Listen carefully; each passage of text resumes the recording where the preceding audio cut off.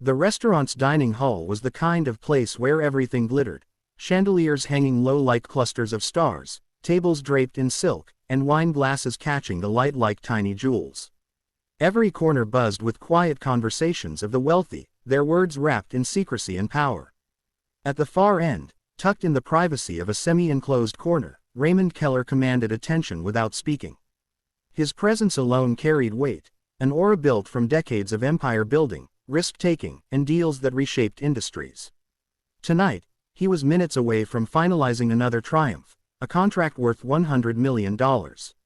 His board members flanked him, their suits pressed to perfection, while lawyers shuffled papers and whispered last-minute assurances. The deal wasn't just business, it was legacy, and everyone knew it. Raymond leaned back in his chair, eyes skimming the pages laid neatly before him. Every number, every clause, had already been checked and double-checked by the finest minds money could buy. The executives were tense but optimistic, their smiles polite yet tinged with nerves. They watched him the way sailors might watch the horizon, waiting for a sign, a shift, a decision that could change everything.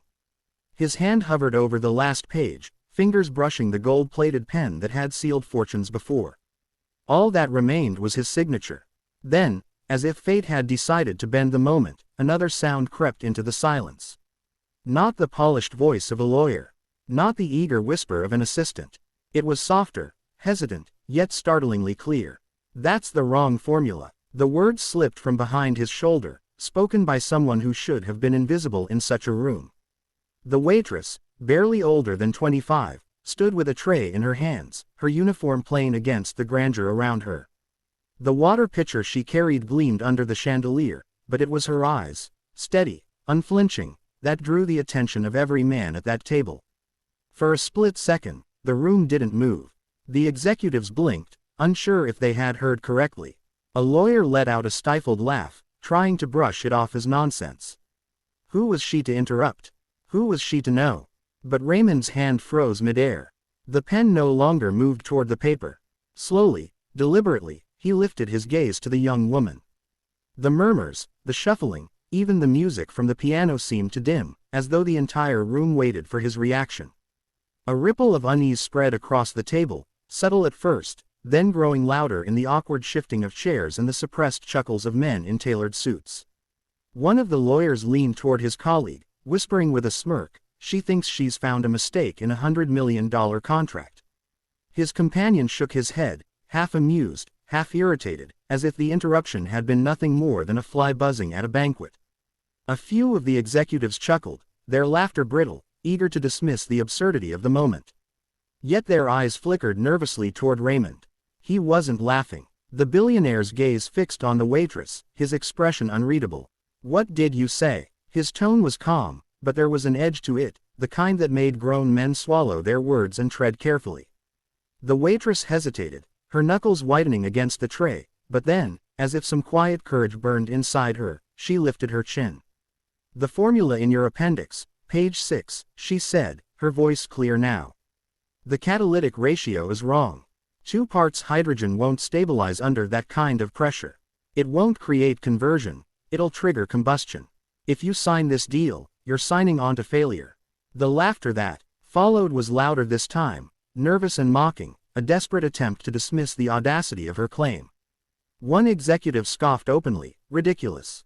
She's reading equations off trays now." Another muttered, "We pay chemists millions for this. She pours water." But Raymond did not move, his eyes narrowing slightly, a flicker of intrigue glinting there. He reached for the papers, flipping with deliberate care to page 6. The men around him leaned in, smirks faltering as they watched him scan the text. His pen lay abandoned on the table, forgotten. When he stopped, his silence was deafening.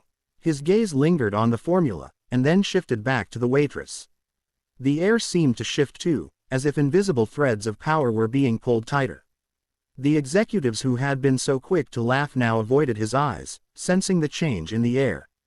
Raymond tapped the page once with his finger, then looked at the rival negotiators across the table.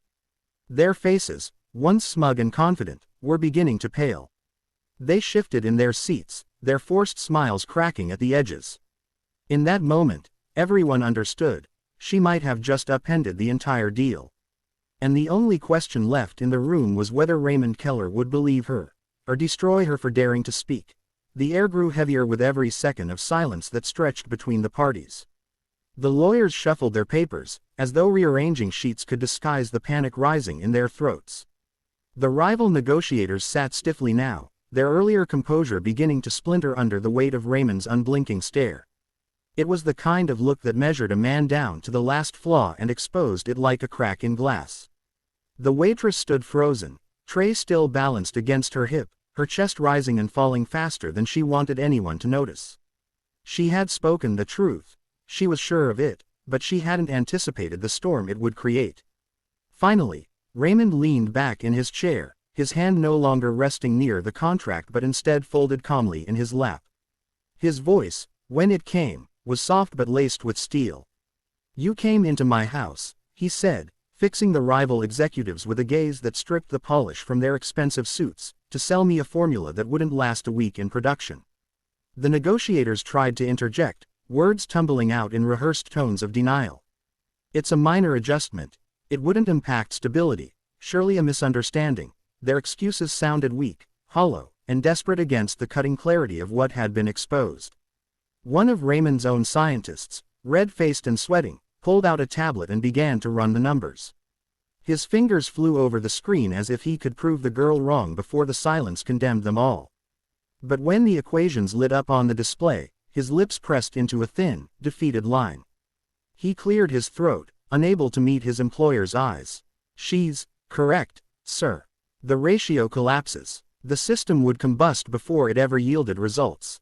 The words landed like a gavel striking, final and irrefutable. Gasps rippled faintly from the lower-ranking staff along the edges of the room.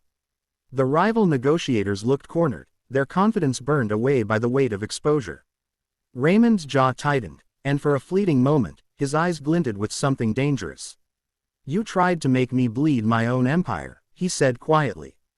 The guards stationed discreetly at the back of the room were already stepping forward, their presence a silent promise. The rivals shifted, suddenly small in the grand room, their voices dying in their throats. Amid the unraveling chaos, the waitress remained where she was, her tray still trembling faintly in her hands. She hadn't been dismissed, hadn't been silenced.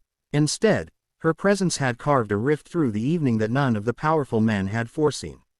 Raymond finally turned his gaze back to her, and the sharpness in his expression softened ever so slightly. "What's your name?" he asked. "Elena," she whispered, her voice steady despite the racing of her heart. For the first time that evening, Raymond Keller allowed a small smile to flicker at the corner of his lips. "Elena," he repeated, as if testing the sound of it. Around them, an empire's future had shifted, and everyone knew it.